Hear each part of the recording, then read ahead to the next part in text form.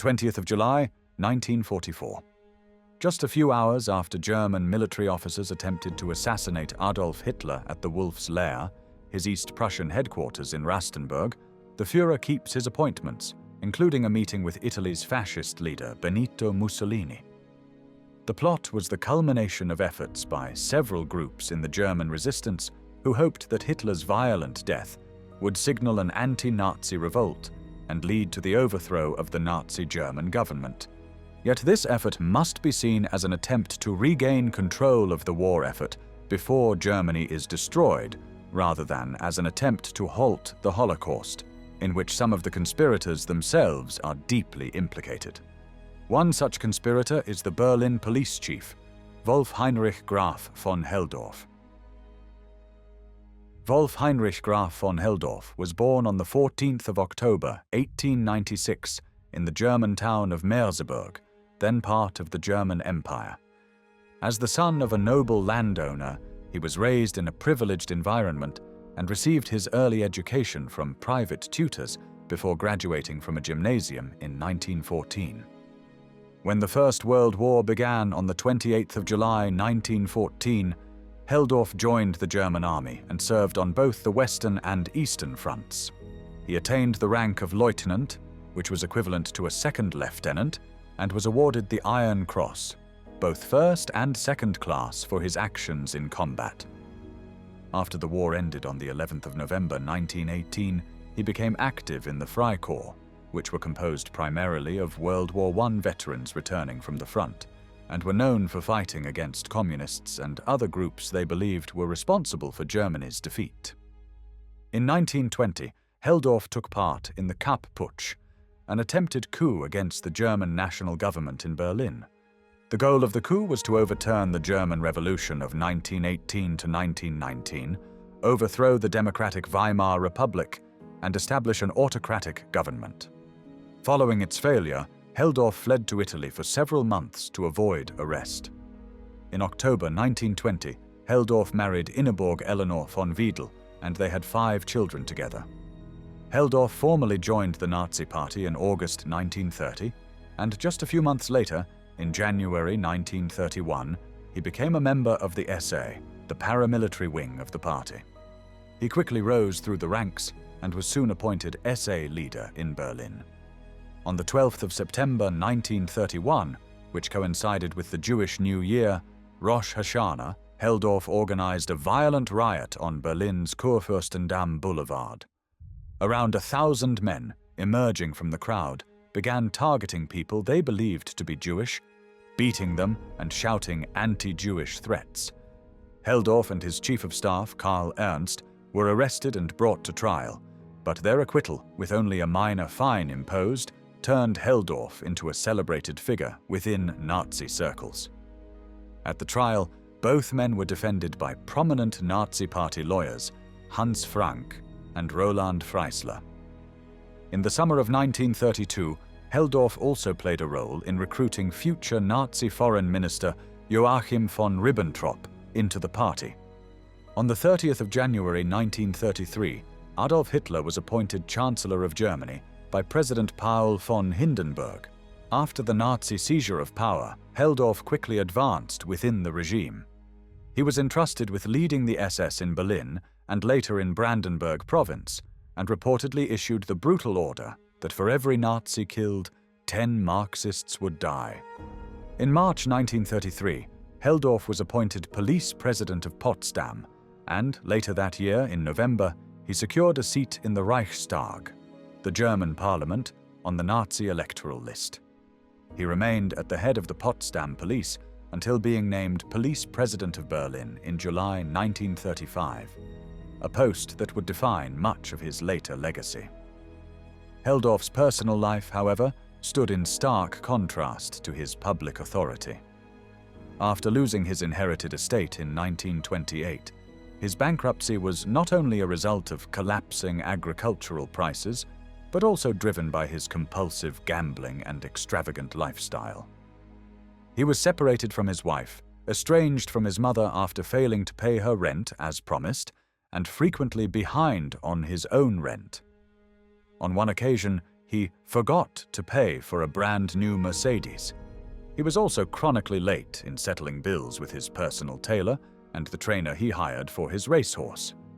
Mounting personal debts and reckless spending left him in constant financial turmoil, which continued even while he held senior posts in the Nazi regime. Helldorff became notorious for unpaid bills, rent arrears, and a lifestyle he could not afford. At times his salary was garnished, and yet he continued to benefit from large, interest-free loans from Nazi party funds that he was never required to repay. A key figure in this chaotic financial web was Erich Jan Hanussen, a well-known Jewish stage magician and psychic with whom Helldorff maintained a close personal friendship. Hanussen frequently covered Helldorff's debts, handing him money in exchange for signed and informal written documents that acknowledged a debt, which he carefully stored in his apartment. According to one account, the Count was always in debt, and his private life was a wreck. Despite his official power, Helldorff remained financially dependent on these discreet handouts, using them to maintain the image of an aristocratic Nazi officer. In his official capacity, Helldorff played a central role in anti-Jewish policies in Berlin and was described as an eager proponent of stricter legal measures against Jews. On the 19th of June 1936, Nazi propaganda minister Joseph Goebbels noted in his diary, "Helldorff is now proceeding radically on the Jewish question. Many arrests. We will free Berlin of Jews." In July 1938, Helldorff issued the guidelines for the handling of Jewish matters, a 76-point document outlining systematic harassment, such as summoning Jews on the Sabbath, conducting frequent inspections, and imposing the highest possible administrative fees. Goebbels remarked approvingly, "Helldorff gives me a list of the measures taken against Jews in Berlin. They are indeed rigorous and comprehensive. This way we'll drive the Jews out of Berlin in the foreseeable future." Around the same time, Helldorff launched the so-called Helldorff donation, extorting payments from Jews who wished to emigrate in return for handing back their confiscated passports. On the 8th of November 1938, the New York Times quoted him as stating that, "As a result of a police activity in the last few weeks, the entire Jewish population of Berlin had been disarmed." Just one day later, he was promoted to SA Obergruppenführer, a rank equivalent to Lieutenant General in the US Army. On the night of the 9th of November, the Nazi SA, SS, Hitler Youth and German civilians destroyed Jewish homes, businesses, synagogues, hospitals and schools throughout Germany, annexed Austria, and in areas of the Sudetenland in Czechoslovakia, which had recently been occupied by German troops. 91 Jews were murdered, and the German SS and police sent almost 30,000 Jewish males to concentration camps, primarily Dachau near Munich, in the hopes that a stay in the concentration camp would accelerate their decision to emigrate and make leaving assets behind seem less significant. This event came to be called the Kristallnacht pogrom, or the Night of Broken Glass because of the shattered glass that littered the streets afterwards, but the euphemism does not convey the full brutality of the event, and Helldorff was one of the main organizers of the Kristallnacht pogrom in Berlin.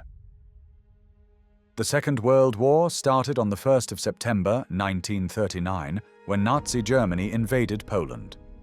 During the war, under Helldorff's leadership, Berlin police participated in the deportation of German Jews. In 1943, Helldorff was additionally named as the higher police leader of Greater Berlin. On the 6th of June 1944, under the codename Operation Overlord, US, British and Canadian troops landed on the beaches of Normandy in France. After the German conquest of France in 1940, the opening of a second front in Western Europe had been a major aim of the Allied strategy during World War II.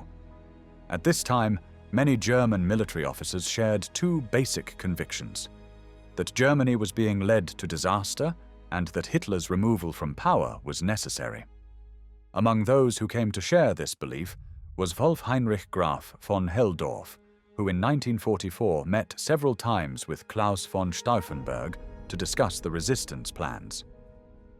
On the 20th of July 1944, Colonel Klaus von Stauffenberg placed one of the two bombs in a briefcase under the table in Hitler's briefing room in the Wolf's lair. However, he was unable to arm the second bomb in time, and after Stauffenberg left the room, the briefcase was coincidentally moved under the heavy support of the table leg. It detonated but failed to kill Hitler. This was not, however, immediately known to the conspirators. An ally at Hitler's headquarters cut off all communication as Stauffenberg returned to Berlin to coordinate the implementation of the plan codenamed Operation Valkyrie. At first, the plan seemed to go smoothly as the reserve army began to take action, but delays, confusion, and poor communication robbed the coup of its initiative. Eventually, the fact of Hitler's survival was broadcasted, and the plot quickly unraveled.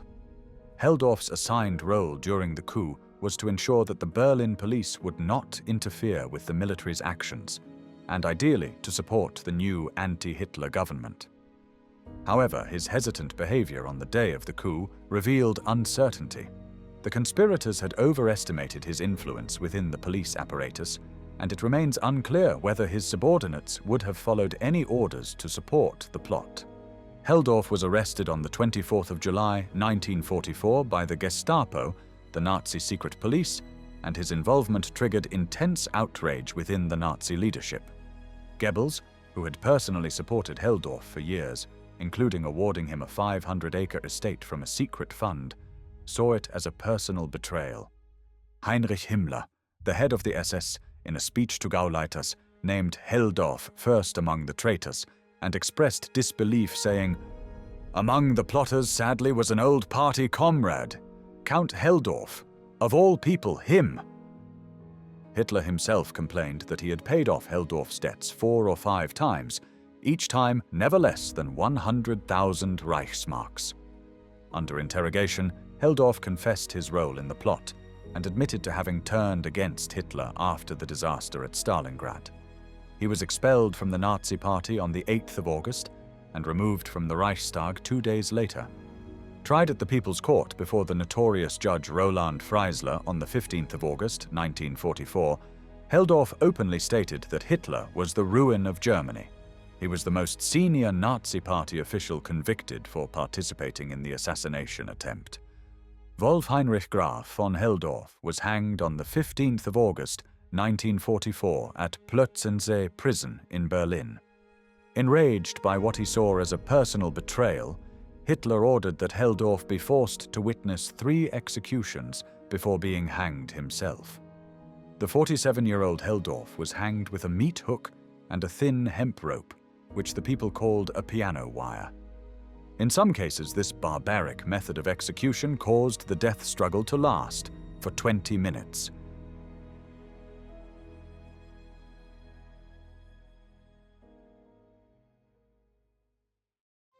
Thanks for watching the World History Channel. Be sure to like and subscribe and click the bell notification icon so you don't miss our next episodes. We thank you, and we'll see you next time on the channel.